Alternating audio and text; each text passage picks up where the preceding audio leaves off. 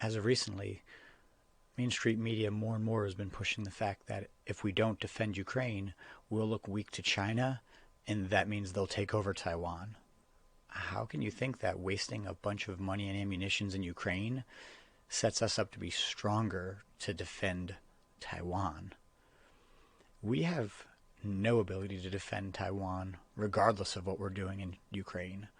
Just the idea of this is ridiculous. The fact that we watched semiconductors be made in mass in Taiwan, and America regulated and made it impossible to open up a semiconductor factory stateside.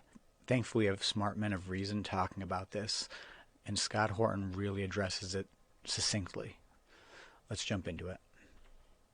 The reality is, no matter what your magic wish, the U.S. Navy cannot protect Taiwan. It's 90 miles off their coast. Imagine China's Navy trying to prevent America from taking Cuba. They can't do it, and neither can we. Taiwan is 7,000 miles from San Diego. Okay, and the Chinese now have enough of a naval force. I just interviewed one of the greatest experts from the Naval War College about this last week. They have the force, the standoff force, to keep us away, to sink half of our naval fleet, to splash our Air Force right out of the sky.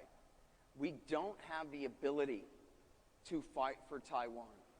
And, people talk about the threat of somebody like Xi or Putin using nukes. What about somebody like Joe Biden using nukes? I asked you to imagine the loss of a few battleships or even an aircraft carrier to the bottom of the Pacific. And what do you think Joe Biden or even, Marco Rubio or whoever in his same position would do with the loss of thousands of sailors?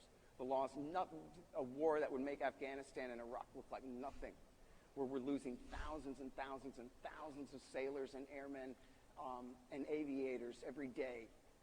We would go to nuclear war, and it would be the end of the world. Over Taiwan, you've got to be kidding me.